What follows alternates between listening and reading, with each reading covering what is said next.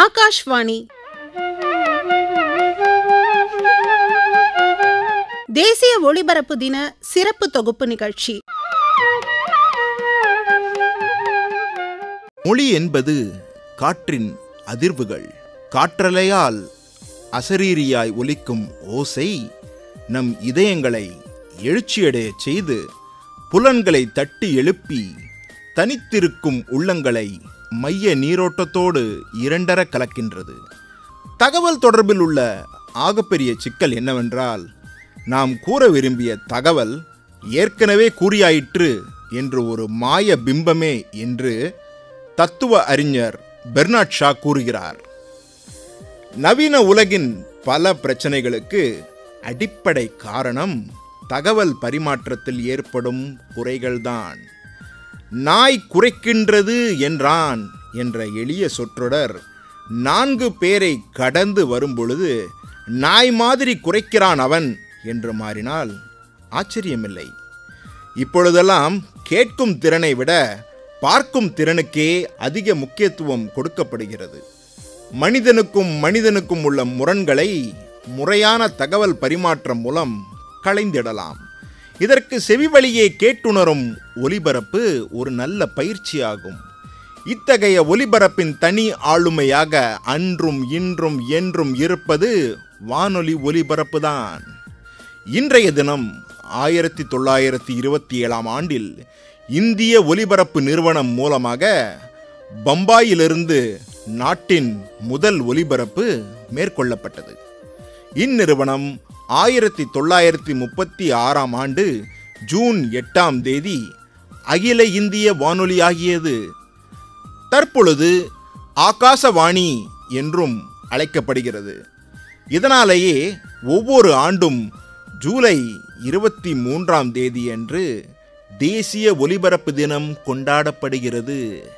இந்த நாளை சிறப்பிக்கும் வகையில் இந்த சிறப்பு தொகுப்பு நிகழ்ச்சியில் சென்னை, திருச்சி, மதுரை, கோயம்புத்தூர், திருநெல்வேலி மற்றும் புதுச்சேரி வானொலி நிலையங்கள் பங்கேற்கின்றன. அகில இந்திய வானொலியின் அலைவரிசைகளில் ஒலிபரப்பாகும் இளைஞர்கள், வேளாண் பெருமக்கள், நாட்டுப்புற கலைஞர்கள், பெண்கள், குழந்தைகள், அறிவியலாளர்கள், இசைக்கலைஞர்கள் மற்றும் பலதரப்பட்டோருக்கான நிகழ்ச்சிகள் குறித்து இந்த தொகுப்பில் அறிந்து கொள்ளலாம்.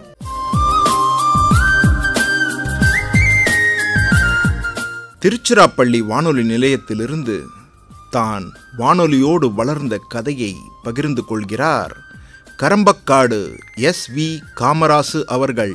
புதுக்கோட்டை மாவட்டம் ஆலங்குடி வட்டம் கரம்பக்காடு ஜமீன். இது வந்து பார்த்திங்கன்னா தஞ்சை மாவட்டம் எல்லை பகுதி, பேராவூரணிக்கு அருகாமையில் எங்களோட கிராமம் கரம்பக்காடுங்கிற கிராமம். இங்கே தான் நான் வசிக்கிறேன். விவசாய குடும்பம் தான், அதனால் தொடர்ந்து விவசாயம் வந்து எனக்கு குலத்தொழில் மாதிரி, அதனால் வேளாண்மைலாம் இருக்கேன். சரிங்க, உங்கள் வாழ்க்கை வேறு இல்லை, வேளாண்மை வேறு இல்லை.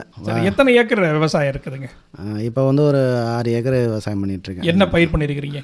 இப்போ தென்னை இருக்குது. தென்னையில் வந்து ஊடு பயிராக மிளகு இருக்குது, பல்வேறு வகையான மரங்கள் இருக்குது. புதுக்கோட்டை பகுதி வந்து பெரும்பாலும் வறண்ட பகுதியாக அறியப்பட்ட ஒரு காலம் இருந்ததுங்க. ஆனால் இப்போ தென்னை நல்லா இருக்குது. தென்னைக்கு இடையில் மலைப்பகுதிகளில் வளரக்கூடிய மிளகையும் நீங்கள் வந்து சாகுபடி பண்ணுறதா சொல்கிறீங்க. ஆமாம். இது எப்படி சாத்தியப்பட்டது? இது ஒரு விளையாட்டாக தொடங்கினது. கிட்டத்தட்ட ஒரு 91 காலகட்டங்களில் வந்து பெரிய குமிழ் சண்முக சுந்தரம் சொல்லுவாங்க. இந்த குமிழ் தேக்கு மரத்தை இந்த பகுதியில் அறிமுகப்படுத்தின அவர் தான். அவர் தான் மிளகு கொடி வந்து நிறையா கொண்டு வந்து கொடுத்து சாகுபடி பண்ண சொன்னார். அதுக்கு போதுமான அறிவு அப்போ இல்லை. அதனால் மிளகு கொடியெல்லாம் நான் சாகுபடி பண்ணி அது பட்டு போச்சு, அது பயன் தரல. அதுக்கு பிறகு வந்து வடகாடு பகுதியில் நண்பர் பாலுச்சாமின்னு வந்து அவர் அந்த மாதிரி மலைப்பகுதிக்கு போயிட்டு மிளகு கொடி கொண்டு வந்து சாகுபடி பண்ணி தொடங்கினேன். அவருமே வந்து நீங்கள் மிளகெல்லாம் பண்ணலாம்ன்றதை நான் பெருசாக எடுத்துக்கல. நான் தமிழ்நாடு முழுக்க எல்லா ஆராய்ச்சி நிலையங்களுக்கும் போயிருக்கேன். அது மாதிரி போகிறப்பெல்லாம் அரிய வகை மரங்கள் அது மாதிரி இருந்தால் கூட நம்ம இடத்துல கொண்டாந்து வைக்கணும்னு எண்ணம் எனக்கு எப்போதுமே உண்டு. அந்த வகையில் மிளகு கொடியும் கொண்டாந்து நட்டிருந்தேன். ஒரு 10-15 கொடி வந்து மரத்தில் காய்ச்சிருந்தது. வீட்டுக்கு தேவையானதை அறுவடை பண்ணிகிட்டு இருந்தேன். அந்த காலகட்டங்களில் எனக்கு ஆசிரியர் திரு ராஜா கண்ணா அவங்க பட்டிப்பஞ்சியில் இருக்கார். அவர் வந்து மிளகுக்கு சொட்டு நீர் பாசனம் போடணும் அப்படின்னு சொல்கிறப்ப நான் என்னோடய நண்பரை வந்து அவருக்கு அறிமுகப்படுத்துகிறேன். அப்போ அவரை அந்த இடத்துக்கு தோட்டத்துக்கு கூட்டிகிட்டு போகிறப்ப அதை ஒரு சாகுபடியாகவே பண்ணலாம் அப்படிங்கிறது அந்த இடத்துல போய் பார்த்தேன்னு தெரிஞ்சுக்கிட்டேன். ஒரு வணிக ரீதியாக அவர் பண்ணிட்டார். இப்படியும் வளர்க்கலாமோங்கிற எண்ணம் அதுக்கு பிறகு எனக்கு உருவானதுக்கு பிறகு தான் அப்போ நான் மிளகு சாப்பிட்டில் ரொம்ப தீவிரமாக இறங்கினேன். இப்போ கஜா புயல் ஒரு பெரிய எங்களுக்கு தடைகள். அதுக்கு முன்னாடி ரொம்ப அருமையாக அந்த தோட்டத்தை உருவாக்கி வச்சுருந்தோம். அது கஜா புயல் எல்லாத்தையும் தரமட்டமாகிட்டு போயிடுச்சு. சமவெளி பகுதியில் விளையக்கூடிய மிளகு மலையில் விளையக்கூடிய மிளகை போலவே தரமாக இருக்குங்களா? நீங்கள் உங்ககிட்ட காட்டுறீங்களா பாருங்கள் மிளகுனுடைய திரட்சியை. அண்மையில் மிளகு அறுவடை பண்ணிட்டு இருந்தப்போ ஒரு மரத்தில் பார்த்தீங்கன்னா நல்லா காய் முற்றி மஞ்சள் நிறத்துக்கு வந்துருச்சு. மஞ்சளாகி அப்புறம் சிவப்பா பழமாயிரும். அந்த மஞ்சள் நிறத்தில் பார்த்தீங்கன்னா அந்த மரம் முழுக்க ஒரு அலங்கார விளக்கு போட்ட மாதிரி அவ்வளோ அழகாக இருந்தது, அவ்வளோ திரட்சியாக இருந்தது. நீங்களே கடித்து பார்த்து முடிவு பண்ணீங்க அந்த அந்த தரம் இங்கே இருக்காருன்னு. அதை விட அதிகமான காரமும் திரட்சியும் இங்கே இருக்குது. இதுக்கு காரணம் நீங்கள் தேர்ந்தெடுக்கிற விதையா அல்லது இந்த மண்ணோட தன்மையா இல்லை அதுக்கு நீங்கள் கொடுக்குற ஊட்டமா? இந்த மண்ணோட தன்மை தான். அதை முதல்ல நம்ம ஏற்றுக்கணும். நம்ம கொடுக்குறதெல்லாம் கூடுதலானது இருக்குது. நான் எந்த பராமரிப்பும் பண்ணுறதில்ல. பராமரிப்பு இல்லைன்றீங்களே, அது எப்படி நம்ம வணிக ரீதியாக வெற்றிகரமாக கொண்டு போக முடியும்? பராமரிப்புனா நான் பெரிய லெவலில் வந்து அதை நான் செய்யலை. கஜா புயலுக்கு முன்னாடி நான் ரொம்ப நல்லா செமையாக பண்ணி வச்சுருந்தேன். கஜா புயலுக்கு பின்னாடி என்னால் அதை முழுமையாக கொண்டு போக முடியலை. மிளகு செடியே பார்த்துட்டு இவன் நம்மளை இப்போ கவனிக்க மாட்டேன்னு ரோசப்பட்டு அதுவே ஏறி பூத்து காய்ச்சிருக்கு, அப்படி தான் நாங்கள் சொல்லுவேன். ஏன்னா அது நம்ம விட்டுட்டோன்னா கூட அந்த கொடி அடர்ந்து போய் பக்கத்து மரத்தில் ஏறி அதுவே வளர்ந்து கொடி பிடிச்சி மேலே ஏறி காய்க்க ஆரம்பிச்சிடும்.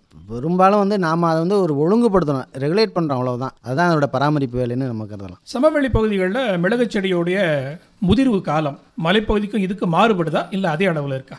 நான் மலைப்பகுதியில் மிளகு சாகுபடி பார்த்ததில்ல, அதை நம்ம தெரியாமல் சொல்ல முடியாது. ஆனால் எங்களுக்கு வந்து முதிர்வு காலங்கிறது கிட்டத்தட்ட ஒரு 3 மாதம் பிடிக்கும். மழை காலத்தில் பூக்கும். அந்த பூ மேலே மழை பெஞ்சால் தான் அந்த பூ வந்து பிஞ்சாகும், இல்லைன்னா பூ உதிர்ந்துடும். மகரந்த சேர்க்கை நடக்கிறதே மழை தண்ணினால தான். அதனால் வந்து மழை பெஞ்சால் துளிர்க்கும் பூக்கும். அதற்கு பின்னாடி மழை பெஞ்சால் தான் அந்த பூவும் பிஞ்சாகும். மழை குறைவாக இருந்தால் கூட அந்த பிஞ்சே வந்து கொஞ்சம் கலக்க முத்து வைக்கும்.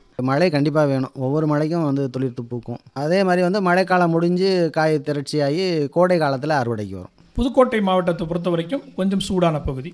இது மிளகுக்கு எப்படி சாதகமாக இருக்குங்க? அதே புதுக்கோட்டையில் பார்த்தீங்கன்னா ஆலங்குடிக்கு மேற்கால போயிட்டோன்னா கொஞ்சம் வெயில் அதிகமாக இருக்கும், குளிர்ச்சியும் குறைவாக இருக்கும்.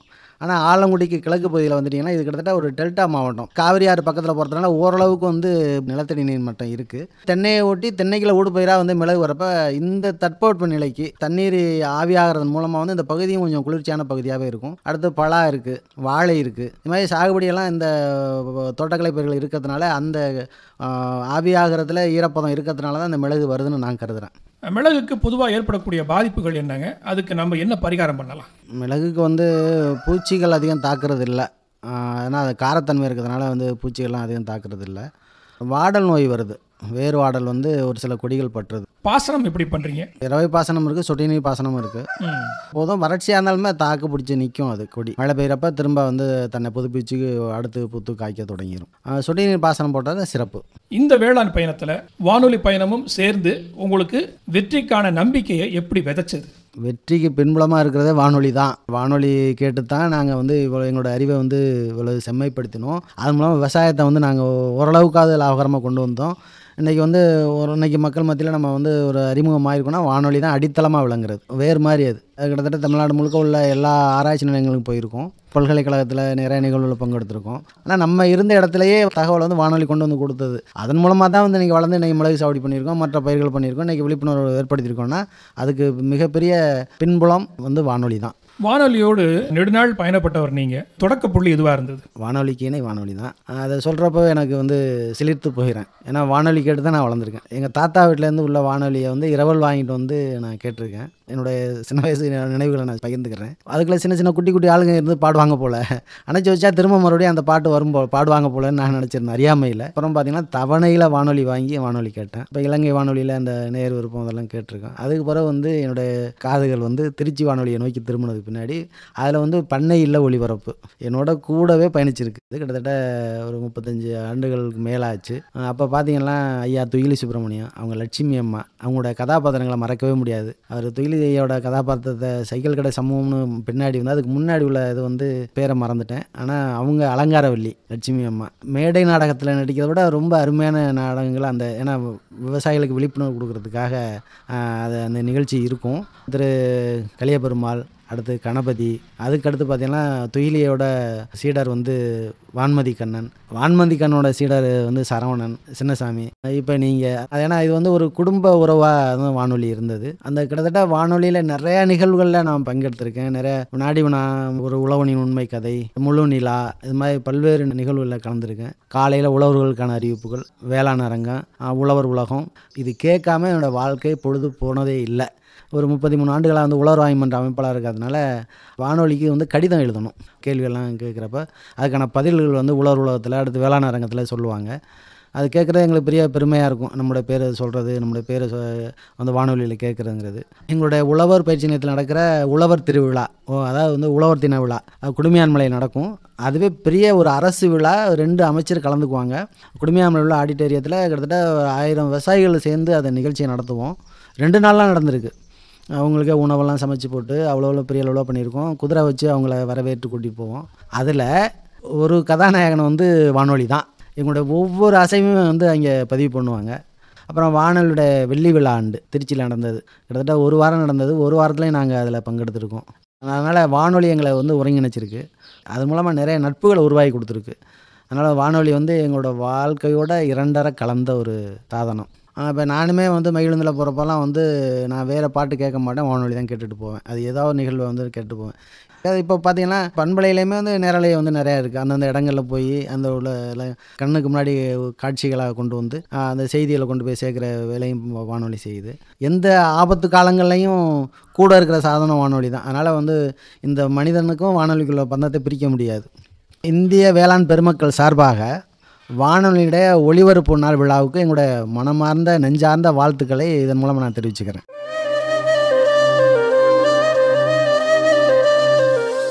அடுத்து மதுரை வானொலி நிலையத்திலிருந்து பணி நிறைவு இசை ஆசிரியர் ஆர் வசந்தா அவர்களின் இதயம் மறக்காத இசை குறித்து கேட்கலாம். நான் சிறுவயதிலிருந்தே இசையோடு பயணிக்கின்றேன். என்னுடைய பள்ளி படிப்பில் இசையை முக்கிய பாடமாக படித்து அதன் பின்பு மியூசிக் அகாடமியில் இசை ஆசிரியை பயிற்சி படிப்பையும் முடித்துள்ளேன். முதலாக காஞ்சிபுரத்தில் இசையாசிரியை பணியினை தொடங்கிய நான் அரசு உயர்நிலை பள்ளிகளில் 30 வருட காலம் பணியாற்றி ஓய்வு பெற்றுள்ளேன்.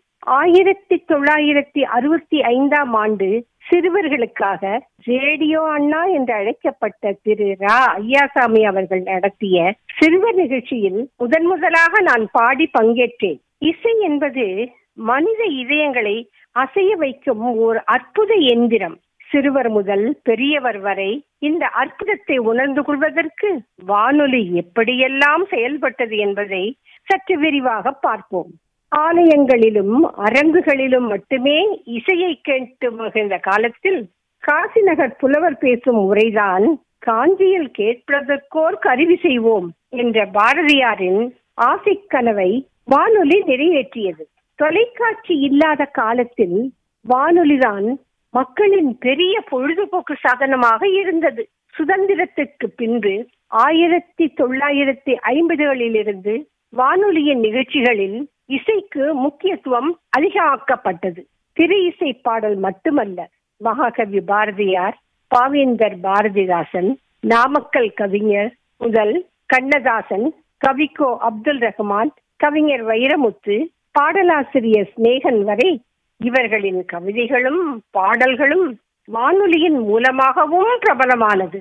உதாரணமாக திருமதி DK பட்டம்மாள் பாடிய ஆடுவோமே பள்ளு பாடுவோமே ஆனந்த சுதந்திரம் அடைந்து விட்டோம் என்று ஆடுவோமே பள்ளு பாடுவோமே ஆனந்த சுதந்திரம் அடைந்து விட்டோம் என்று ஆடுவோமே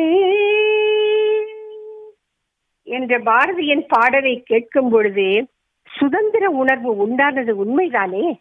திரைப்படங்களில் அப்போது கோலோச்சிய MK தியாகராஜ பாகவதர், MS சுப்பலட்சுமி அம்மையார், PU Chinappa, TR Mahalingam, Sirkazhi Govindarajan, TM Soundararajan, SB Balasubramaniam, KJ Yesudas, Janaki, Chitra முதல் இன்றைய நவீன பாடகர்களான கார்த்திக், ஸ்ரீராம் வரை அனைவரையும் நம் இல்லங்களுக்குள் வந்து அமரச் செய்தது வானொலி என்றால் மிகையாகாது. பிரபல நேரிடை நிகழ்ச்சியான நவமணி மாலை என்னும் தலைப்பில் முன்னாள் பாரத பிரதமர் ஜவஹர்லால் நேரு அவர்களின் வாழ்க்கை வரலாற்றினை பிரபல வில்லிசை கலைஞர் பத்மஸ்ரீ திரு சுப்பு ஆறுமுகம் அவர்கள் இசையமைக்க அப்பாடலை குழுவினருடன் சேர்ந்து நானும் பாடியுள்ளேன் என்பதை மகிழ்ச்சியுடன் தெரிவித்துக் கொள்கிறேன். இது போன்ற நிகழ்ச்சிகளில் பங்கேற்ற குழந்தைகள் பிற்காலத்தில் சங்கீத சாம்ராஜ்யத்தின் அரியணையில் அமர்த்தியதும் இந்த வானொலியின் சிறப்புகளில் ஒன்று. அப்போதெல்லாம் வானொலி அரங்கத்தில் சிறந்த கவிஞர்களை கொண்டு பிரபல பிரமுகர்களின் முன்னிலையில் நிகழ்ச்சிகள் நடக்கும். அதில் கர்நாடக இசை, மெல்லிசை மட்டுமல்ல, பாமர இசையின் முக்கியத்துவத்தையும் பற்றியும் கூறினர். அதில் கலைமாமணி முகவே ராஜமாணிக்கம் அவர்கள் பல கிராமங்களுக்கு சென்று நேரடியாக விவசாய பெருமக்கள் பாடும் பாடல்களை அவர்கள் மூலம் பாடச் செய்து அவற்றை எல்லாம் தொகுத்து காதில் விழுந்த கவிதைகள் என்ற புத்தகத்தினை எழுதியுள்ளார். இவர் என்னுடைய தந்தையார் என்பதை பெருமையுடன் கூறிக்கொள்கிறேன். அதில் ஒரு ஏழை விவசாய பெண் பாடும் பாடல் இதோ உங்களுக்காக. என கருகி கொடி வதங்கி இல்லை எனும் போதினிலே தலமகனா வந்துதித்த என் சாதி பலாப்பழமே வடக்கே வெகு தூரம் வாழை மரம் கால்காணி தெற்கே வெகு தூரம் தென்னை மரம் கால்காணி மேற்கே வெகு தூரம் பேச்சில் நிலம் கால்காணி கிழக்கே வெகு தூரம் கேணி வயல் கால்காணி வேலை கிடக்குதடா வேலை செய்ய யாரும் இல்லை என் கண்ணே கண்மணியே நித்திலமே கண்ணுறங்கு என்று அந்த பாடல் முடியும். 1990 சினிமா இசையமைப்பாளர்கள் பாடகர்களை கொண்டு இசையமைக்கும் நிகழ்ச்சியினை வானொலியில் நேரடியாக ஒலிபரப்பு செய்வார்கள். மக்களும் அந்நிகழ்ச்சியினை கேட்டு இன்புறுவார்கள். கருத்து தெரிவிக்கும் வகையில் செய்திகள், விவாதங்கள் மற்றும் விளம்பரங்கள் என்றே ஒலிபரப்பு நிகழ்த்தப்பட்ட காலத்தில் தமிழ் இசை நிகழ்ச்சிகளை ஒலிபரப்பி இல்லங்களில் மட்டுமல்ல வாசகர்களின் இதயங்களையும் நிறைத்தது இந்த வானொலி. நேரலையில் நேயர்களே பங்கேற்று இசையை கேட்டு மகிழ்ந்த நிகழ்வுகளும் ஏராளம். கவிதையும் கானமும் நேயர் விருப்பம் என்ற நிகழ்ச்சிகளே இதற்கு சான்று. இப்போது எனக்கு பிடித்த சில பாடல்களை பாடுகிறேன். ஆழ்வாய் பசுந்தமிழ் தாயே எமையின்ற பங்கயத்தேனே செந்தமிழ் தேவே ஆழ்வாய் பசுந்தமிழ் தாயே மேலவர் கண்ட முக்கனியே மேலவர் கண்ட முக்கனியே தவழ்ந்து விளையாடும் மழலையின் வாயூரும் ஆமுதே பால்வாய் பசுந்தமிழ் தாயே. இது என் தந்தையார் இயற்றிய பாடல். அடுத்தது ஒரு காவடி சிந்து. சீர்வளர் பசுந்தோகை மயிலான் வள்ளி செவ்விதழலாதெனிய செல்ல முதுமயிலான் போர்வளர் தடங்கை ஒரு மயிலான் விமல பொண்டடிய இன்னலர உன்னுதல் சிவாமே குஞ்சர வளங்காவல் வீடா தபடி கொஞ்சி மருவும் ரசித ரஞ்சித விசேடா பைஞ்சர வளங்காவல் வீடா வளரும் பாலனென மாலையொடு காலை நினைவாமே வல்ல உடற் வழியாதும் விட்டு வெருள வம்சமசை கந்தனிடம் வழியடிமைப்பட்டு நல்ல உடற் வழியாது மட்டு மிஞ்சி ஞான பரமானந்த மோனமடைவாமே ஒரு தந்த மாதங்க முகத்தான் மகிழ உத்தமக நிட்டன ஒற்றிடு மகத்தான் பருந்த மாதங்க முகத்தான் எவரும் வாழ்த்துகுவலாயகனை ஏத்துதல் செய்வாமே சீர்வளர் பசுந்தோகை மயிலான். உதயத்தில் துயிலெழுப்பும் பக்தி பாடல்களின் திருப்பள்ளி எழுச்சியிலிருந்து இரவில் மெல்லிசையாய் தாலாட்டி உறங்கச் செய்வது வரை எம்முடன் பயணிக்கும் எம் வானொலியின் இசைப்பயணம் இனிதே சிறப்புடன் தொடர வாழ்த்தி வணங்கி விடைபெறுகின்றேன். நன்றி, வணக்கம். வானொலி அறிவினை உரமாக்கி வாழ்வினை வளமாக்கிடும் ஓர் உன்னத கருவி. செல்வத்துள் செல்வம் செவிச்செல்வம் என்பது வள்ளுவர் வாக்கு. கேள்வி அறிவினை புகுத்தி மனிதனை பண்படுத்துவதில் வானொலிக்கு நிகர் வானொலிதான். வானொலியால் வளம் பெற்றோர் பலர். கலைகளை வளர்த்தெடுத்து அதனை உலகிற்கு ஒப்படைக்கும் ஓர் உயரிய செயலை வானொலி அன்று முதல் இன்று வரை தொடர்ந்து மேற்கொண்டு வருகிறது. கோயமுத்தூர் மாவட்டத்தில் தாசம்பாளையம் எனும் சிற்றூர். தான் கற்ற கலையை எதிர்கால சந்ததியினரும் கற்றுக்கொள்ள வேண்டும் என்னும் ஆர்வத்தில் ஒயில் கும்மி கலையை பயிற்றுவித்து வருபவர் எம் பத்ரப்பன்.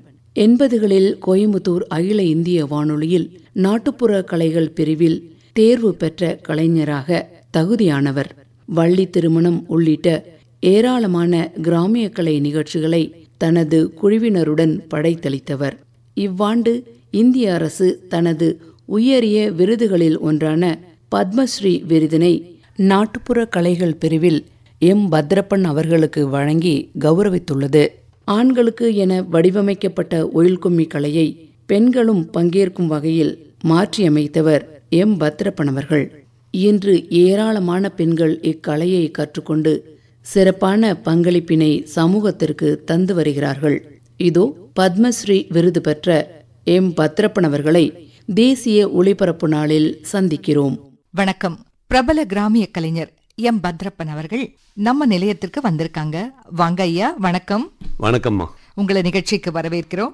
ஐயா, இந்திய அரசாங்கத்தோட பெருமை மிகு விருதான பத்மஸ்ரீ, இந்த விருது உங்களுக்கு கிடைச்சிருக்கு. உங்களுக்கு ஆல் இந்தியா ரேடியோ சார்பாகவும் அனைத்து நாட்டுப்புற கலைஞர்கள் சார்பாகவும் நேயர்கள் சார்பாகவும் மனமார்ந்த வாழ்த்துக்கள். ரொம்ப நன்றிம்மா. ஐயா, உங்களுக்கு எந்த ஊருங்க? சொந்த ஊர்? தாசம்பாளையம்மா. அது எங்க இருக்கு? மேட்டுப்பாளத்து அருகில் இருக்கு. தேக்கம்பட்டி கிராமத்துக்குள்ள ஒரு சிற்றூர். நீங்க எத்தனை படிச்சிருக்கீங்க? 10வது வரை படிச்சிருக்கேம்மா. வள்ளி கும்மி கலை இருக்கு இல்லையா, நாட்டுப்புற கலை, இது எந்த வயசுல இருந்து கத்துக்க ஆரம்பிச்சிங்க? நான் ஒரு 20-21 வயசுல கற்றுக்க ஆரம்பித்தேன். எங்கள் ஊரில் தொட்டண்ண கவுண்டர்னு ஒருத்தர் இருந்தார். அவர் அப்போவே ஒரு 75-80 வயசு இருக்கும். அவர் ஒரு விவசாயி தான். ஆனால் அவர் ஒரு கிராமிய கலைஞர். அரிச்சந்திர கதையை கும்மியை ஆடி பாட ஆற்றல் படைத்தவர்.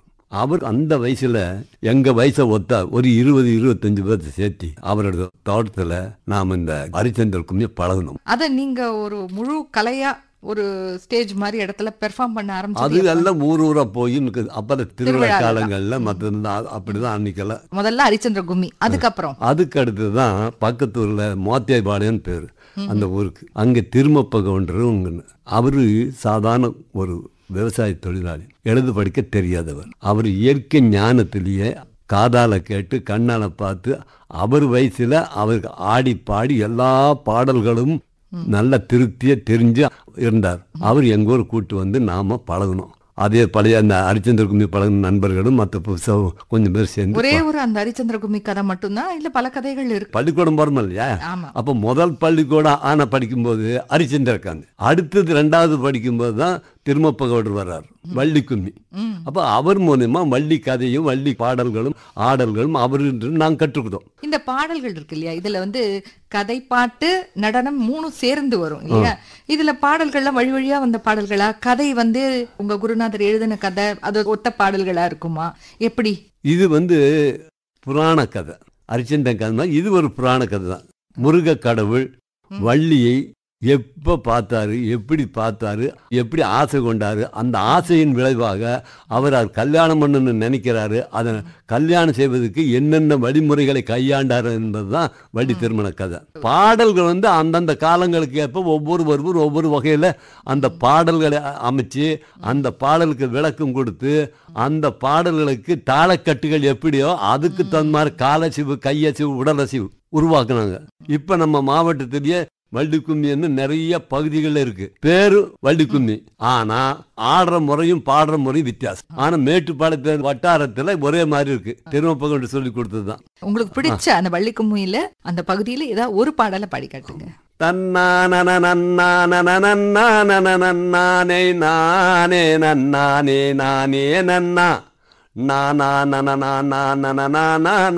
நானே நானே நன்னானே நானே நன்னா தைதை தேவர் மணி முதல் யாவர் படிந்திட தெய்வ நாராத மாமுனியே சிவசுப்பர குமரேசன் சலசுத்திய வரும்போது தேசி தீனை பூனம் வந்து கண்டார். மங்கை வளர்ந்திடும் பூமி தன்னில் வாழும் வள்ளியை கண்டு அவர் யாரு என்றார். 6 முகத்தோனை 12 கையோனை அவரை மனம் செய்தால் ஆகும் என்றார். புத்திகளில்லாத மட்டி மாடையா நீ எத்தனை தூராமோ நான் அறியே.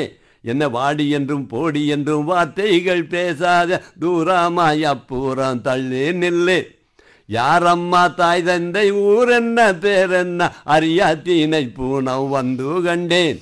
யானோ பொறுமானோ அவர் வள்ளியை கண்டு வணங்கிய நாராதார் ஏது செல்வார். ரொம்ப அருமையா இருந்தது ஐயா. அண்ணாமலை ரெட்டியாரோட காவடி சிந்து பாடல்கள் ரொம்ப பிரபலமா இருக்கும். அந்த மாதிரி இது ஒரு வித்தியாசமான காவடி சிந்து பாடல்கள் உங்க வள்ளிக்கும்மி மூலமா இன்னைக்கு கேட்க முடிஞ்சது. ரொம்ப நன்றி ஐயா. உங்களை பத்தி இன்னொன்னு சொல்லணும்னா, இந்த வள்ளிக்கும்மிய ஒரு சிறப்பு அத சொல்றாங்க. அதாவது பெண்கள் அது வரைக்கும் பங்கேற்காம இருந்தாங்க.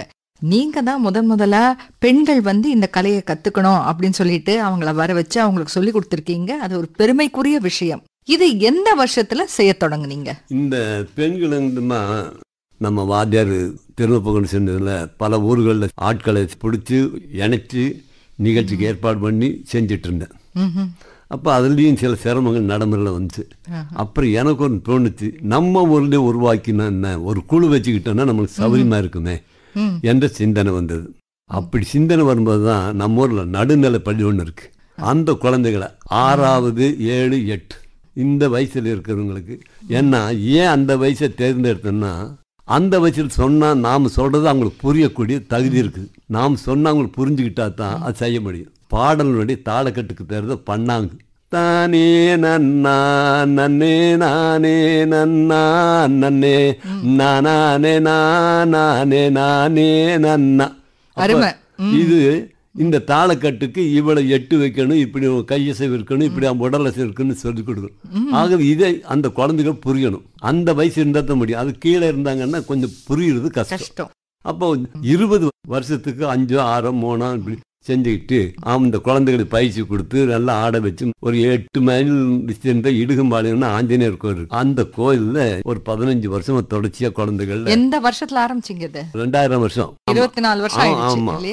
இது தன்னப்பேல பரவி இன்னைக்கு எல்லா ஊர்களுக்கு இது ஒரு புத்துணர்ச்சி பெண்களுக்கு ஏற்பட்டிருக்கு. எல்லா துறையிலையும் இன்னைக்கு பெண்கள் முன்னுக்கு போயிருக்கிற காலங்கிறதுனால நாமளும் எல்லா துறையிலும் இருக்கோம். இந்த துறையிலையும் நம்முடைய திறமை வெளிப்படுத்தணுங்கிற உணர்வு மேலோங்கி இருக்கிறதாக நான் பாக்குறேன். நல்லது, நீங்க சொன்னது நல்ல விஷயம். தன்னன்னா நானன்னா நானே நன்னை நானா நானே நானே நன்னை நானே நன்னை நானா குளங்குட்டை யாரு எல்லாம் வத்தித்தானே போச்சு, குழாயடி சண்டை எல்லாம் தெருவில் கூடி போச்சு, 6 செல்லும் பாதை எல்லாம் கழிவு நீர் ஆச்சு, பெரு செல்லும் பூமி எல்லாம் தரிசாக போச்சு, குடிக்காவே நீர் கேட்டா மோரு தந்த காலம், பாட்டில் நீர் 10 ரூபா விக்குது இந்த காலம். தன்னன்னா நானன்னா நானே நன்னை நானா நானே நானே நன்னை நானே நன்னை நானா போருக்குள்ளே போரு போட்டா பூமி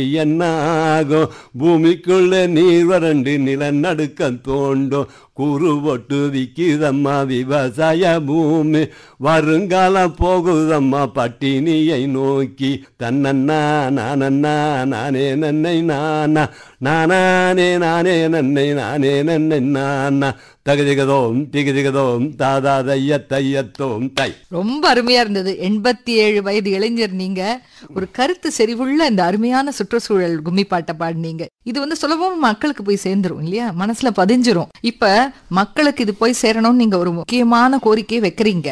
இது வந்து பொதுவா பாத்தீங்கன்னா இந்த கிராமிய கலை, கோயில் திருவிழா, பொங்கல் விழா, அப்புறம் வந்து அரசு விழாக்கள்லாம் நடத்திட்டு இருக்காங்க. ஆனா நிறைய போய் சேரணும்னா இந்த மாதிரி கிராமிய கலைஞர்கள் மக்களிடையே போய் சேரணும், கிராமிய கலை போய் சேரணும்னா இன்னும் என்னெல்லாம் செய்யணும்னு எதிர்பார்க்கறீங்க? இந்த கலைக்கு பழைய வடிவத்தில் புதிய கருத்துக்களை இதில் இணைச்சு, கதைகளாக இணைச்சு, பாடலாக இணைச்சு ஆடி பாடணும்னா மக்களுக்கு இன்றைய தேவையை விழிப்புணர்ச்சியை ஏற்படுத்த உறுதியாக முடியும். ஆகவே இந்த கலை இன்னும் நீண்ட நாளைக்கு மக்களுடைய எதிர்கால வாழ்க்கைக்கு பொருத்தமாக இருக்கும், பண்பாட்டு ரீதியாகவும் பக்குவப்படுத்த முடியும் என்ற நம்பிக்கை எனக்கு இருக்கு. பாரத நாட்டின் பெருமை மிக்க விருதில் ஒன்றான பத்மஸ்ரீ விருது கிடைச்சிருக்கு உங்களுக்கு. உங்களால நாட்டுப்புற கலைக்கு பெருமை, கோயம்புத்தூர் மாவட்டத்துக்கு பெருமை, தமிழகத்துக்கே பெருமை, இந்தியாவுக்கே பெருமை. உங்களோட இந்த நாட்டுப்புற கலை மென்மேலும் சிறக்க, புகழடைய மனமாற வாழ்த்துகிறது வானொலி. நன்றி ஐயா, வணக்கம். ரொம்ப நன்றிம்மா, வணக்கம்மா. கலை, அறிவியல், இலக்கியம், வேளாண்மை என பல தளங்களிலும் தனக்கென ஓர் தனி முத்திரை பதித்து தொடர்ந்து அன்று முதல் இன்று வரை ஒளிபரப்பு சேவையாற்றி வருகிறது வானொலி. விரைவில் ஒளிபரப்பு சேவையில் 100ஆண்டு விழா காண்கிறது அகில இந்திய வானொலி. நேயர்கள் அனைவருக்கும் தேசிய ஒளிபரப்பு தின வாழ்த்துக்களை தெரிவித்துக் கொள்கிறோம். தொடர்ந்து திருநெல்வேலி வானொலி நிலையத்திலிருந்து மாவட்ட அறிவியல் மைய அறிவியல் அலுவலர் எஸ். முத்துக்குமார் அவர்கள் கூறும் கருத்துக்களை கேட்கலாம். அனைவருக்கும் வணக்கம். தேசிய ஒலிபரப்பு தினம் வாழ்த்துக்கள். இந்தியாவை பொறுத்தளவில் 1927 ஜூலை 23 இந்தியன் பிராட்காஸ்டிங் கம்பெனி அப்படின்னு உருவாக்குறோம். அந்த நாள் ஜூலை 23 தான் நேஷனல் பிராட்காஸ்டிங் டே அல்லது தேசிய ஒலிபரப்பு தினமாக நம்ம கொண்டாடுறோம். 1936 ஜூன் 8ஆம் தேதியில இருந்து இந்த ஐபிஎஸ் ஆல் இண்டியா ரேடியோவாக மாறுது. அகில இந்திய வானொலி அப்படிங்கிற பெயர் கொடுக்கப்படுது. 1947 இந்தியா சுதந்திரம் அடைந்த காலகட்டத்தில் 6 ஒலிபரப்பு நிலையங்கள் மட்டும்தான் இந்தியாவில் இருந்தது. டெல்லி, பாம்பே, கல்கட்டா, மெட்ராஸ், திருச்சி, லக்னோ, இந்த 6 இடத்துல மட்டும்தான் இருந்தது. இன்னைக்கு 2024 இந்தியா முழுக்க ஏராளமான ஒலிபரப்பு நிலையங்கள் வந்து ஆல் இண்டியா ரேடியோ மூலமாக நடந்துட்டுருக்கு, அகில இந்திய வானொலி மூலமாக. 1935 ஆகாஷ்வாணி மைசூர் அப்படின்னு சொல்கிற ஒரு தனியார் நிறுவனம் இருந்தது. ஆனால் 1956 அந்த பெயர் ஆகாஷவாணி அப்படிங்கிற பெயர் ஆல் இண்டியா ரேடியோடைய அஃபிஷியல் நேம் ஆயிடுச்சு.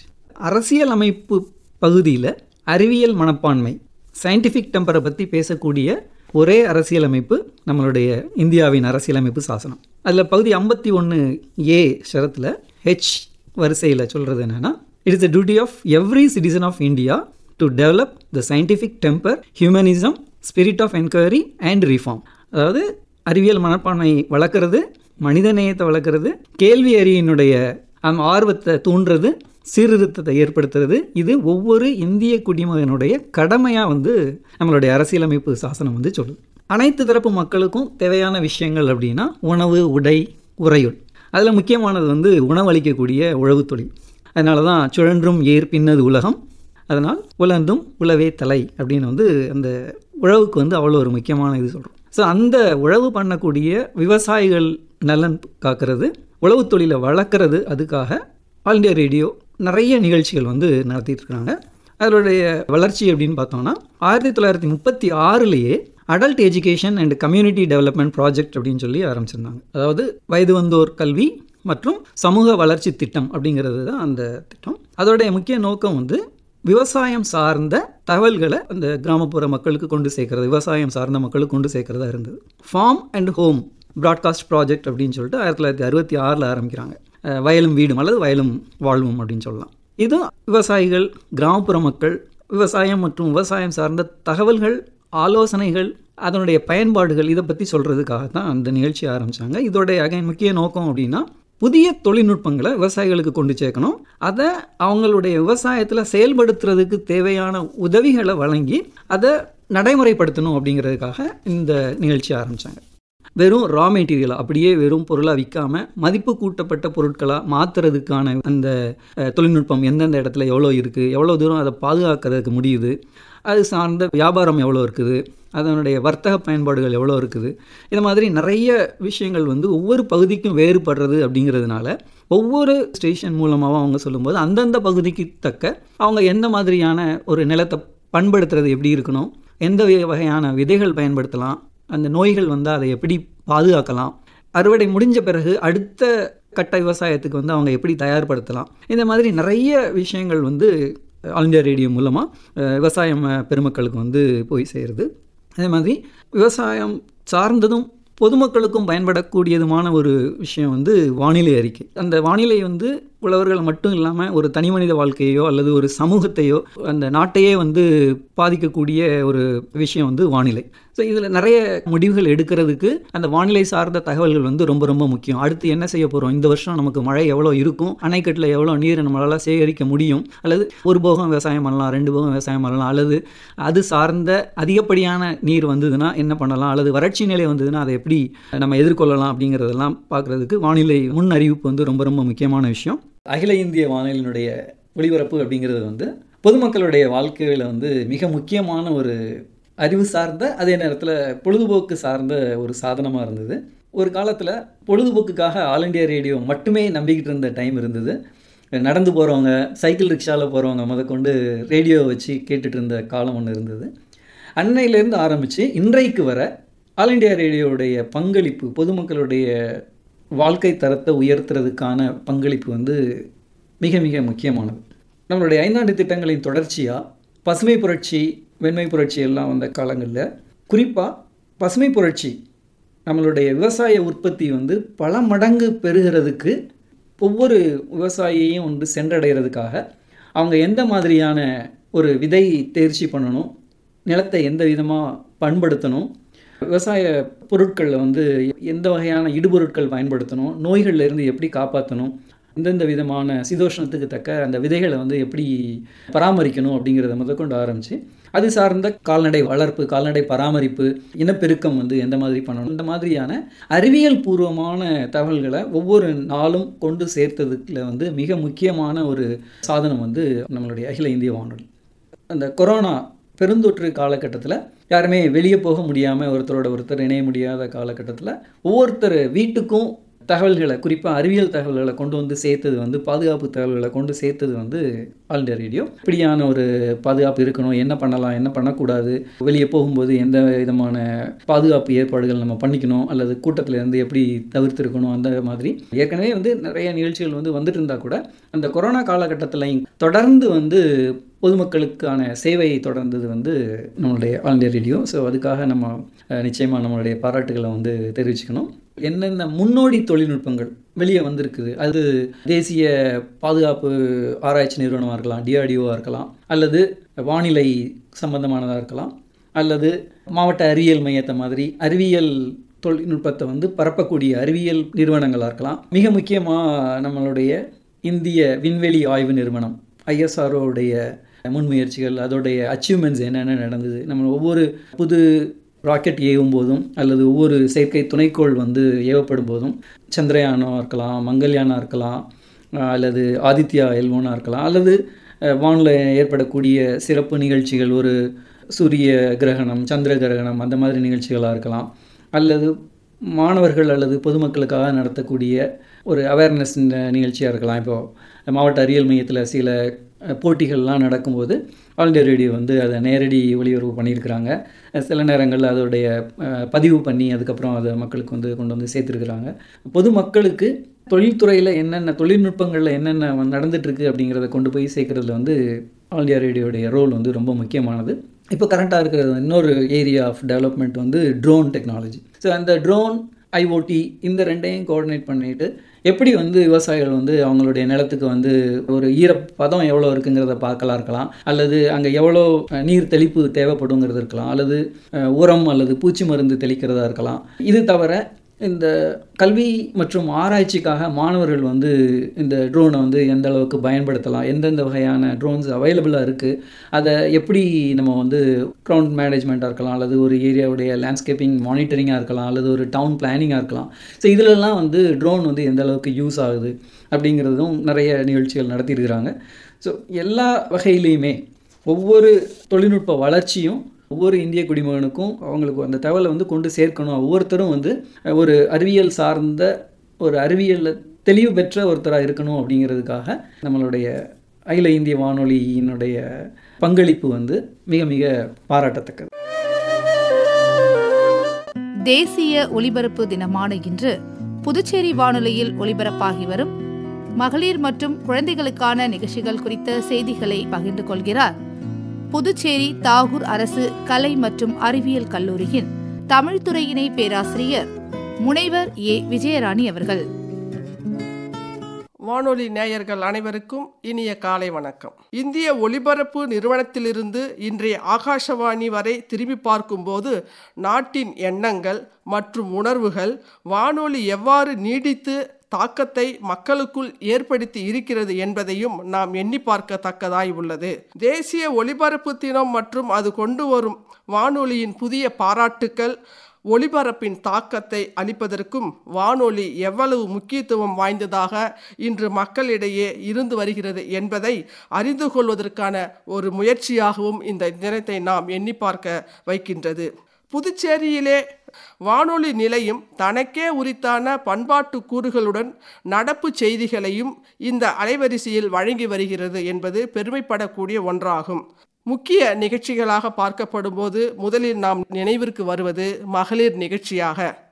அதிலே ஹாய் சிநேகிதியே என்று சொல்லப்படுகின்ற அந்த நிகழ்வு என்பது இன்றைக்கு இளம் வயது பெண்கள், முதிய வயது பெண்கள் என்று பாகுபாடு இல்லாமல் அந்த பெண்களுக்குரிய விழிப்புணர்வை தரக்கூடிய அடிப்படையில் ஒவ்வொரு பெண்களுக்கும் தக்க கருத்துக்களை கூறக்கூடிய நிபுணர்களை அழைத்து வந்து அவர்களிடம் உரையாடல் செய்து அந்த கருத்துக்கள் மூலமாக சமூக மக்களுக்கு தங்களிடம் உள்ள குறைகளை நிவர்த்தி செய்து கொள்ளக்கூடிய சட்டங்கள், உணவு சார்ந்த மருத்துவ சிறப்பு கருத்துக்கள், சமூக நலத்திலே வரக்கூடிய பிரச்சனைகளை எதிர்கொள்ளக்கூடிய தீர்வுகள், சுய உதவி குழுக்கள் என்னென்ன செய்ய வேண்டும், அவர்களுக்கான பணிகள் என்ன, அந்த பணிகளை அவர் எவ்வாறு இந்த மக்களுக்கு சமுதாயத்திற்கு ஆற்ற வேண்டும் என்று சொல்லக்கூடிய தக்க ஆலோசனைகள், இன்று முன்னேறி வரக்கூடிய பல பெண்களுக்கு எடுத்து கூறக்கூடிய வகையில் இந்த மகளிர் நிகழ்ச்சியை ஒவ்வொரு பிரிவாக பிரித்து கொண்டு அதனுடைய சிறப்பு அலுவலர்களாக அமைந்து இந்த நிகழ்ச்சியை நடத்தும் போது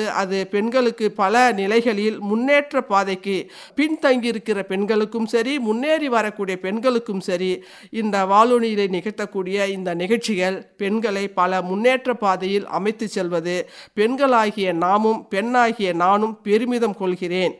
பெண்களுடைய சமையல் சார்ந்த அந்த திறமைகளை மிக அருமையாக அவர்கள் பகிர்ந்து கொள்ளும் போது சத்தான உணவுகளை எப்படி செய்ய வேண்டும், என்னென்ன பொருள்களை எல்லாம் சேர்த்து செய்தால் அது உடல் நலத்திற்கு சிறப்பு தரும் என்பதை எல்லாம் சமையல் நிகழ்ச்சி என்பதில் அந்த சமையல் கலையில நிபுணராக இருக்கக்கூடிய பெண்களை அழைத்து வந்து அவர்களிடம் பேட்டி கண்டு அந்த உணவு வகைகளை நம்ம கிராமத்தில் இருக்கிற பிள்ளைங்க, பெண்கள் மற்ற நகர்ப்புற உணவை அள்ளி தின்னாமல் அந்த நேரத்தை ஒதுக்கி சமையல் கலையினுடைய நிபுணர்களுடைய கருத்துக்களை சொல்லக்கூடிய மிக அற்புதமான ஒரு நிகழ்ச்சியாக மகளிர் நிகழ்ச்சியில இந்த சமையல் கலை நிகழ்ச்சி என்பது போற்றத்தக்க ஒன்றாக இருக்கிறது.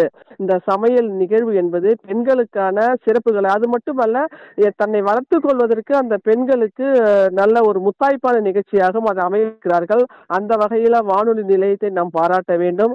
அதே போன்று பெண்கள் எத்தனையோ துறைகளில் முன்னேறி கொண்டு இருந்தால் கூட இந்த சிறப்புகளை அந்த நிகழ்ச்சிகளை பகுதி பகுதியாக பிரித்து தரக்கூடிய ஒரு சிறப்பு என்பது வானொலி நிலையத்திற்கு போற்றத்தக்க ஒன்றாக இருக்கிறது. குறிப்பாக ஏன்னா நம்மளுடைய நாமக்கல் கவிஞெல்லாம் பாடி இருக்கிறாங்க, பெண்களாக பிறப்பதற்கு நல்ல மாதமும் செய்திடல் வேண்டும் அம்மா, அந்த பெண்களை நாம் எப்படி போற்ற வேண்டும், அவர்களுக்கு என்னென்ன சிறப்புகள் செய்ய எல்லாம் பல கவிஞர் பெருமக்கள் பாடி சென்றிருக்கிறார்கள். அந்த கருத்துக்களை எல்லாம் நமது வானொலி நிலையம் கையில் எடுத்துக்கொண்டு அதற்கு தகுந்தாற் போல நிகழ்ச்சிகளை அமைத்து இந்த பெண்களுக்கு பல சிறப்புகளை தரக்கூடிய ஒரு நிகழ்வாக அமைந்திருக்கிறது. பெண்களை போற்றுவோம், பெண்களை துதிப்போம், பெண்களுக்கு பல சிறப்புகளை கொண்டு சென்று சேர்ப்போம் என்ற அடிப்படையிலே இந்த பெண்கள் நிகழ்ச்சியை தொகுத்து வகுத்து அமைத்திருக்கிறார்கள். அதுல குறிப்பாக நம்ம இன்றைக்கு செயல்பட்டு நிகழ்ச்சி தொகுப்பாளர்கள் எல்லாம் மிக அருமையான நிகழ்ச்சிகளை புதுவையில் இருக்கக்கூடிய பல பெண்களை தேர்ந்தெடுத்து வழக்கறிஞராக இருக்கட்டும், சமையல் கலையில வல்லுநராக இருக்கட்டும், அல்லது உடற்பயிற்சியில இருக்கக்கூடிய பெண்களாக, அதற்கு அடுத்து பாத்தீங்கன்னா பெண்களுடைய மனநிலங்களை பற்றி பேசக்கூடியவர்களாக, பெண் பாதுகாப்பு சமூக ஆர்வலர்கள் நிறைய பேர் இருக்கிறாங்க. அவர்களையெல்லாம் அழைத்து வந்து அவர்களுக்கிடம் தங்கள் ஆலோசனை கேட்டு அந்த செய்தியின் மூலமாக பெண்கள் விழிப்புணர்வு பெறக்கூடிய அடிப்படையிலே அந்த நிகழ்ச்சிகளை தொகுத்து தந்து கொண்டிருக்கிறார்கள். தொடர்ந்து வாரந்தோறும் அந்த நிகழ்ச்சிகள் எல்லாம் கேட்கும் போது நமக்குள்ள ஒரு பெரிய ஒரு வேகம் வருகிறது. நாமும் இவ்வாறு நடக்க வேண்டும், செய்ய வேண்டும் என்கிற இது போன்ற நிகழ்ச்சிகளை வானொலியிலும் தருவது என்பது பாராட்ட வேண்டிய ஒரு இடத்திலே இருக்கிறது. அதுபோன்று குழந்தைகளுக்கான நிகழ்ச்சி என்ற அடிப்படையில பார்க்கும்போது பல நிகழ்ச்சிகள் இருக்கு. ஏன்னா இன்றைக்கு வரக்கூடிய குழந்தைகளுக்கு சென்று சேர்க்கக்கூடிய, அவர்களுக்கு நிறைய அறிவுரைகளை சொல்லக்கூடிய இடத்தில பெற்றோரும் சரி, கல்விக்கூடங்களும் சரி, கல்வி நிறுவனங்களும் இருந்து கொண்டு செயல்பட்டு கொண்டு இருக்கிற அந்த நிலையில் வானொலி நிலையம் தனக்கான ஒரு முயற்சியை எடுத்து அழகாக செய்து கொண்டு வருகிறது. அந்த அடிப்படையில பார்க்கும்போது லிட்டில் ஸ்டார் என்ற ஒரு அடிப்படையிலே வளர்ந்து வரக்கூடிய திறமைகளை தன்னகத்தை வளர்த்து கொண்டிருக்கக்கூடிய பல சிறுவர்களை, பல திறமைகளில் குறிப்பாக யோகா, மலர்கம்பம் திறனை வளர்த்து கொண்டு நம்மளுடைய பல நாடுகளுக்கு சென்று பல பல பகுதிகளுக்கு, பல ஸ்டேட் விட்டு ஸ்டேட் அந்த மாதிரி நிறைய அவார்டு வாங்கிட்டு வர அந்த பிள்ளைகளை நிலையத்திற்கு அழைத்து வந்து அந்த சிறு பிள்ளைகளிடம் பேட்டி காணக்கூடிய ஒரு விஷயம் என்பது ரொம்ப போற்றக்கூடிய நிலையம். பிள்ளைகள்லாம் வந்து நிறைய நிகழ்ச்சியில வந்து வெற்றி பெற்றார்கள். அவர்களெல்லாம் அழைத்து வந்து இப்ப அந்த நிகழ்ச்சியெல்லாம் இப்ப பார்க்கும் போது எனக்கு ரொம்ப ஆதங்கமா இருக்கிறது, ஆனாலும் எனக்கு உற்சாகமாக இருக்கிறது. இப்படி அந்த திறமையுடைய சிறுவர்களை அழைத்து வந்து அவர்களிடம் அவர்கள் எவ்வாறு இந்த திறமையை வளர்த்து கொண்டார்கள் அப்படின்னு பேட்டி எடுக்கக்கூடிய ஒரு நிலையெல்லாம் இன்றைக்கு வளர்ந்து வரக்கூடிய மாணவர்கள் மத்தியிலே ஒரு போட்டியான ஒரு விஷயத்தை ஏற்படுத்தி கொடுக்கக்கூடிய நிகழ்ச்சியாக அந்த லிட்டில் ஸ்டார் நிகழ்ச்சி அமைந்திருக்கிறது. அதே போன்று நீங்க பாத்தீங்கன்னா அதுல வரக்கூடிய பிள்ளைகளை பார்க்கும்போது சில பிள்ளைகளை வந்து நேரடி லைவ் புரோகிராமாக நேரடியாக நேரலையில அவங்கள வந்து அந்த தொலைபேசி வழியாக அழைத்து இந்த மாதிரி திறமை பெற்ற பிள்ளைகளை எல்லாம் பேட்டி காணக்கூடிய நிலைகள். இப்ப இதெல்லாம் நம்ம வந்து இன்னைக்கு அந்த பிள்ளைகள் அந்த அளவுக்கு திறமைசாலிகளா இருக்கிறார்கள். இப்படி போன்ல வந்து பேசுவது அது என்பது ஒரு சாதாரண விஷயம். ஆனால் ஒரு வானொலி நிலையத்தில் இருந்து கொண்டு பேட்டி எடுத்து அந்த நிகழ்ச்சியை நேரடியாக ஒளிபரப்ப போடும்போது அந்த சிறுவருடைய மனநிலை எவ்வளவு மகிழ்ச்சியாக இருக்கும், அந்த மகிழ்ச்சியை தரக்கூடிய ஒரு நிகழ்ச்சியாக. அதே போன்று பல சிறுவர்களுக்கு திறமை அந்த கலையில இசை பயிற்சி, நாடக பயிற்சி, கவிதை எழுதும் பயிற்சி, சிறுகதை எழுதும் பயிற்சி போன்ற அந்த பயிற்சிகளிலே திறமையுடைய பிள்ளைகளை எல்லாம் நிலையத்திற்கு, அரங்கத்திற்கு அழைத்து வந்து அவர்களை அவர்களுடைய கருத்தை பதிவு செய்யக்கூடிய நிலையிலும் அவர்களை அந்த போட்டிகளில் கலந்து கொண்டு பங்கெடுத்து பேசக்கூடிய ஒரு திறன் செய்தியையும் நம்மளுடைய வானொலி நிலையம் தயாரித்து கொடுக்கிறது என்றால் எப்படி பாராட்டுவது? ஏனென்றால் இன்றைய சிறுவர்கள் நாளைய இளைஞர்கள், நாளைய பெரியவர்கள் என்று சொல்லப்படுகின்ற தேச தலைவர்கள் சொல்லக்கூடிய ஒரு அடையாளத்தை இந்த வானொலி நிலையம் சிறுவர்களுக்கான நிகழ்ச்சி என்ற ஒரு அடிப்படையிலே மிக அழகாக தயாரித்து கொடுத்திருக்கிறது என்றால் நிச்சயமாக நாம் பெற்றோர்களாக இருக்கக்கூடிய நாம் அனைவரும் போற்ற வேண்டும். இந்த தேசிய ஒலிபரப்பு தினத்திலே இப்படி ஒவ்வொரு நிகழ்ச்சியும் நம்மளுடைய புதுச்சேரி வானொலி நிலையமாக இருக்கட்டும், அகில இந்திய வானொலி நிலையமாக இருக்கட்டும், அந்த நிகழ்ச்சிகளை தயாரித்து அதை செம்மைப்படுத்தி தரக்கூடிய வகையிலே மிக சிறப்பாக செயல்பட்டு கொண்டு வருகிறது என்றால் போற்றக்கூடிய ஒன்று என்பதுதான். அந்த வகையில வானொலி நிலையத்தை நாம் வெகுவாக பாராட்டுவோம். நம்மளுடைய குழந்தைகளுடைய பாதுகாப்பாக இருக்கக்கூடிய இந்த நிகழ்வுகளுக்கெல்லாம் முத்தாய அகில இந்திய வானொலி நிலையத்தை பாராட்டி அந்த வகையில் வானொலி நிலையத்திற்கு இன்றைய தேசிய ஒலிபரப்பு தினத்திலே மக்களுக்கெல்லாம் சொல்லக்கூடிய அடிப்படையில் இந்த நிகழ்வை நாம் சொல்வதற்கு எனக்கு வாய்ப்பினை அளித்த அகில இந்திய வானொலி நிலையத்திற்கு நன்றி கூறுவதில் பெருமை கொள்கிறேன். நேயர்களாகிய நீங்களும் இந்த நிகழ்ச்சிகளை எல்லாம் கேட்டு பயனடைவீர்கள் என்பதும் பயனடைந்து கொண்டு இருக்கிறோம் என்பதும் 100% உண்மை. அந்த வகையில் அகில இந்திய வானொலி நிலையத்திற்கு இந்த தேசிய ஒலிபரப்பு தினத்திலே எனது மனம் சார்ந்த நன்றியை கூறிக்கொண்டு இடம் சாருகிறேன். நன்றி, வணக்கம். நிகழ்ச்சியின் நிறைவாக சென்னை வானொலி நிலையத்திலிருந்து வானொலி ஆய்வாளர் முனைவர் கு. பிரகாஷ் அவர்கள் இளைஞர்களுக்கான நிகழ்ச்சிகள் குறித்து தனது எண்ண ஓட்டங்களை பகிர்கிறார். அகில இந்திய வானொலி நிலைய ஒலிபரப்பினை கேட்டு மகிழ்ந்து கொண்டிருக்கும் நேயர்களுக்கு வணக்கம். சர்வதேச வானொலி ஒலிபரப்பு தினம் கொண்டாடப்படும் இச்சிறப்பான நேரத்தில் வானொலி ஒலிபரப்பை சுவாசமான நேசிக்கும் நேயர்களுக்கு அகில இந்திய வானொலி சென்னை நிலையத்தின் வரலாற்று செய்திகளையும் பல்வேறு நிகழ்ச்சிகளை பற்றியும் இளைஞர் நிகழ்ச்சிகளை பற்றியும் எடுத்துரைப்பதில் மகிழ்ச்சி அடைகின்றேன். தமிழக வரலாற்றை சங்க காலம், களப்பிரர் காலம், பல்லவர் ஆட்சி காலம், பிற்கால சோழர் பேரரசு காலம், நாயக்கர் ஆட்சி காலம், ஐரோப்பியர் ஆட்சி காலம், விடுதலைக்கு பின் மக்களாட்சி காலம் என்று வரையறுக்கின்றோம். நாம் வாழ்ந்து கொண்டிருக்கும் தற்போதைய 21ஆம் நூற்றாண்டை ஊடகங்களின் காலமாக வாழ்ந்து வருகின்றோம். பத்திரிகைகள், வானொலி, தொலைக்காட்சி, இணையம், முகநூல் என்று விரிவடைந்து செயற்கை நுண்ணறிவு என்ற துறை வரையில் அறிவியல் துறையின் முன்னேற்றம் வியக்கும்படியாக வளர்ந்துள்ளது. இன்று நாம் பயன்படுத்தும் கைபேசியில் உள்ள பல்வேறு தொழில்நுட்ப வசதிகள் உலகம் முழுவதும் எங்கு நடைபெறும் பல்வேறு நிகழ்வுகளையும் நொடிப்பொழுதில் நமது பார்வைக்கு கொண்டு வந்து சேர்க்கின்றன. நமது மொழியின் வரி வடிவமானது கல்வெட்டுக்கள், ஓலைச்சுவடிகள், புத்தகங்கள், கணினி வடிவ எழுத்துருக்கள் என்று காலந்தோறும் அழியாமல் பாதுகாக்கப்பட்டு வருகின்றது. நம் மொழியின் ஒலி வடிவமானது பல்வேறு தலைமுறைகளாக வாய்மொழி வடிவில் அமைந்த கதைகள், நாட்டுப்புற பாடல்கள், சங்கீத நாடகங்கள், சொற்பொழிவுகள், வாய்ப்பாட்டு இசை மரபுகள் என்று வழங்கி வந்தன. இதனை அழியாமல் பதிவு செய்து பாதுகாக்கும் மிகச்சிறப்பான ஊடக வடிவமாக வானொலி ஒலிபரப்பு என்பது ஐரோப்பிய நாடுகளில் 20ஆம் நூற்றாண்டில் தொடங்கப்பட்டது. வானொலி ஒலிபரப்பின் சிறப்பான தன்மை என்பது எழுத படிக்க இயலாத கேட்கும் திறன் பெற்ற பாமர மக்களுக்கும் கேட்டு பயன்பெற முடியும் என்பதாகும். இன்றைய அறிவியல் யுகத்தில் நாம் வானொலி ஒலிபரப்பை கேட்பதற்கு வானொலி பெட்டிகளே தேவையில்லை. நாம் பயன்படுத்தும் திறன்பேசி, அதாவது அலைபேசி, ஸ்மார்ட் போனில் அமைந்துள்ள செயலிகளில் வானொலி ஒலிபரப்பு தொடர்பான செயலிகளை பதிவிறக்கம் செய்து கொண்டு எந்த நேரத்தில் எங்கு சென்றாலும் நமக்கு பிடித்தமான வானொலி ஒலிபரப்பை கேட்கலாம். ஆங்கிலேயரின் ஆட்சி காலத்தில் ஒருங்கிணைந்த இந்திய தேசம் கட்டமைக்கப்பட்ட சூழ்நிலையில் இங்கு அறிவியலின் பல்வேறு புத்தாக்கங்கள் நிறுவப்பட்டன. பயணங்களை விரைவுபடுத்த ரயில் போக்குவரத்து, தகவல்களை பரிமாற அஞ்சல் துறை போன்றவை உருவாக்கப்பட்டன. இதன் அடுத்த நிகழ்வாக வானொலி ஒலிபரப்பு தொடங்கப்பட்டது. இங்கிலாந்தில் தொடங்கப்பட்ட பிபிசி ஒலிபரப்புதலை போன்று இந்தியாவிலும் 1920களில் பம்பாய், கல்கத்தா, டெல்லி ஆகிய நகரங்களில் ரேடியோ ஒலிபரப்பு தொடங்கப்பட்டது. 1930களில் அன்றைய ஒருங்கிணைந்த சென்னை மாகாணத்தில் சென்னை, திருச்சி ஆகிய பகுதிகளில் வானொலி நிலையங்கள் தொடங்கப்பட்டன. தொடக்க காலத்தில் தமிழ் பேசும் மக்களிடையே வானொலி ஒலிபரப்பு என்பது பெரும் வியப்பை உண்டாக்கும் அறிவியல் புதுமையாக அமைந்திருந்தது. இதனை உணர்த்த அன்றைய சென்னை மாகாண வானொலி ஒலிபரப்பை மதராஸ் பிரசிடென்சி ரேடியோ கிளப் என்ற அமைப்பை நிறுவிய திரு சி.வி. கிருஷ்ணசுவாமி செட்டியார் அவர்களின் நினைவு குறிப்பு ஒன்றை பார்க்கும்போது அது இவ்வாறு அமைந்துள்ளது. இந்த மாகாணத்தில் ஒலிபரப்பு வளர்ந்த வரலாற்றை பற்றி எண்ணும்போது ஒலிபரப்பு சம்பந்தமாக நடந்த சில சம்பவங்கள் என் மனக்கண் முன் வந்து நிற்கின்றன.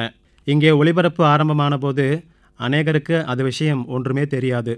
அந்த காலத்தில் ஒலிபெருக்கும் இயந்திரத்தை 4 சக்கர பெட்டி ஒன்றில் வைத்து ஊர் முழுவதும் இழுத்து கொண்டு போகப்பட்டது. அந்த வண்டிக்கூண்டில் 2 வானொலி குழாய்கள் வைக்கப்பட்டிருக்கும். அவைகளின் வழியாக ரிப்பன் கட்டடத்தில் நடந்த ரேடியோ நிகழ்ச்சிகள் ஒளிபரப்பப்பட்டன. அவைகளை கேட்ட ஜனங்களில் அநேகர் கச்சேரி பண்ணும் பாகவதர் அந்த பெட்டிக்குள் ஒளிந்து கொண்டிருக்கிறார் என்றே எண்ணிவிட்டார்கள். ஒரு நாள் திருவல்லிக்கேணி கடற்கரையில் ஒளிபரப்பு வண்டி வந்து நின்றது. அதன் பக்கத்தில் நான் நின்று கொண்டிருந்தேன்.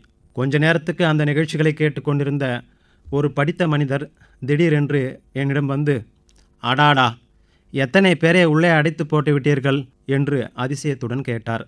அப்பொழுது நான் அடைந்த ஆச்சரியத்துக்கோ அளவு கிடையாது.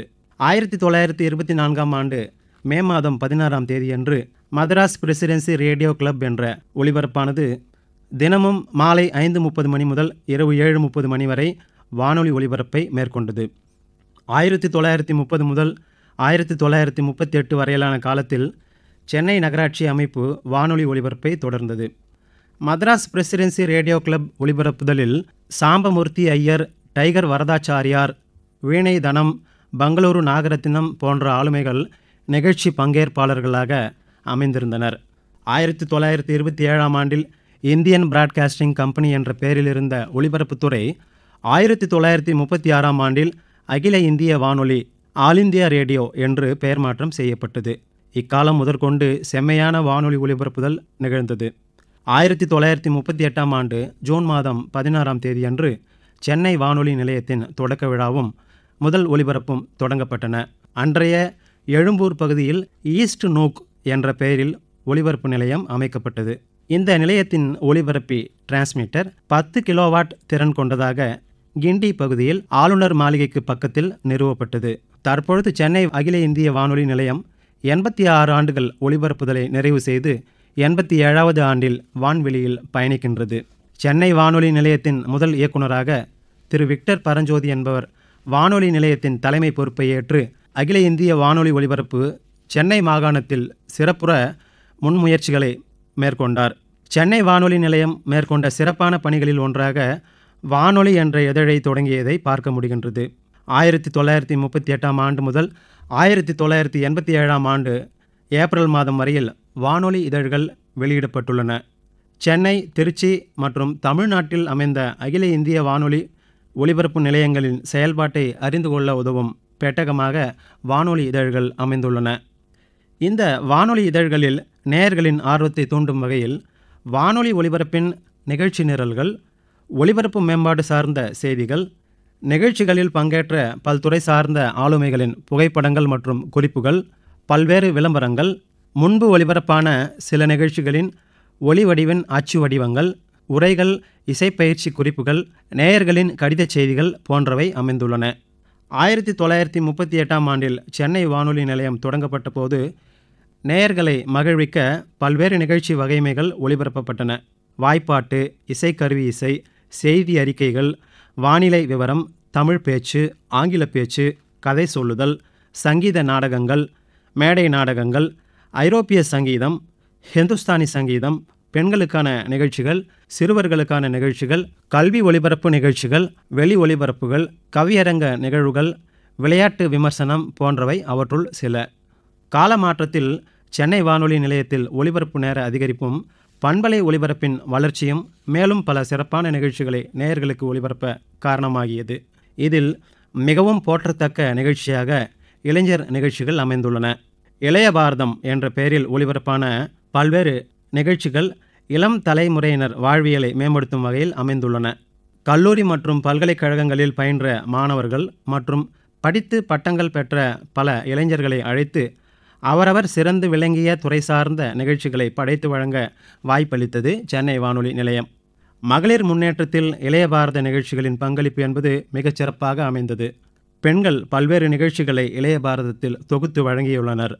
இளைய பாரத நிகழ்ச்சிகளின் மூலமாக இளைஞர்களின் கற்பனை திறன் வளர்ச்சி, படைப்பாற்றல் மேம்பாடு, சமகால வாழ்வியலை திறம்பட எதிர்கொள்ள தன்னம்பிக்கை உயர்வு, மாற்று சிந்தனை திறன், சமூக மேம்பாடு பற்றிய சிந்தனை பெறுதல் போன்றவற்றை இளைஞர்கள் பெற்றனர்.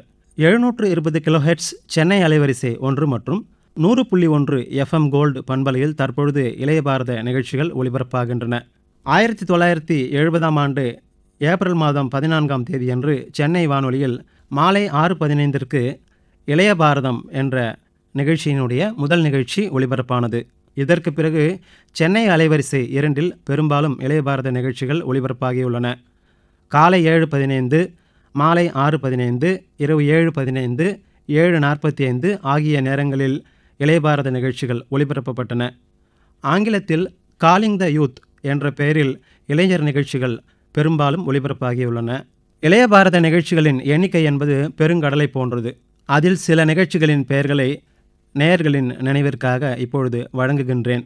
உங்கள் சிந்தனைக்கு இளைஞர் இசை, இசை கதம்பம், கவிக்குரல், வினாடி வினா, இளைஞர் செய்திச்சுடர், பாடல் பயிற்சி, அன்புள்ள நண்பருக்கு, மாணவர் குரல், நேயர் நேரம், தெரிந்தால் சொல்லுங்கள், பார்த்தோம் சொல்கிறோம் திரைப்பட திறனாய்வு, உரைக்கல் நாடக திறனாய்வு, துலாக்கோல் புத்தக திறனாய்வு, மாணவர் அரங்கம், விளையாட்டு அரங்கம், அறிவியலில் இன்று, அறிவியல் சுற்றுலா, இவரை சந்தியுங்கள், வேலைவாய்ப்பு செய்திகள், நலவழி அரங்கம், இளைஞர் விருப்பம் போன்றவை ஒலிபரப்பான நிகழ்ச்சிகளில் சில.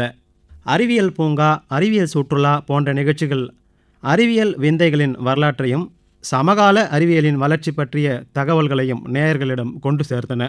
நலவழி அரங்கம் என்ற சிறந்த நிகழ்ச்சி மனித உடலையும் மனதையும் போற்றி பாதுகாக்கும் செய்திகளை தொகுத்து வழங்கியது.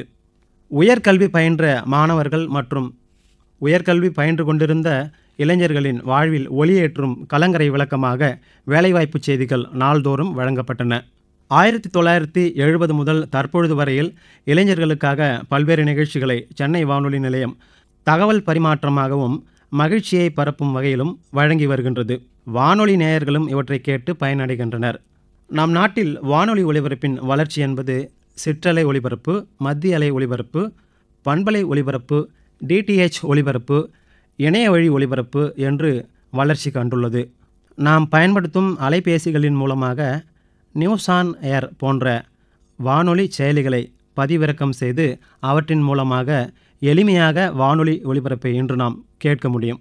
செல்வத்துள் செல்வம் செவிச்செல்வம் என்று நாம் பெற்ற செல்வங்களில் சிறந்த ஒன்றாக கேட்டலை பற்றி உயர்வாக குறிப்பிடும் வள்ளுவரின் வாய்மொழியை நினைவில் கொண்டு வானொலி ஒலிபரப்பை என்றென்றும் கேட்டு பயனடைவோம்.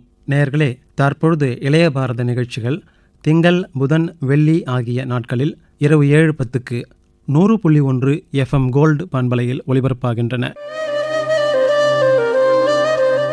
மனித குலம் இருக்கும் வரை வானொலியும் ஒலிபரப்பும் இருக்கும். அதன் வடிவங்கள் வேண்டுமானாலும் மாறலாம். இத்தகைய சிறப்புகளை கொண்டுள்ள வானொலி ஒலிபரப்பிற்கு இன்று போல் என்றும் நமது ஆதரவை வழங்கிடுவோம்.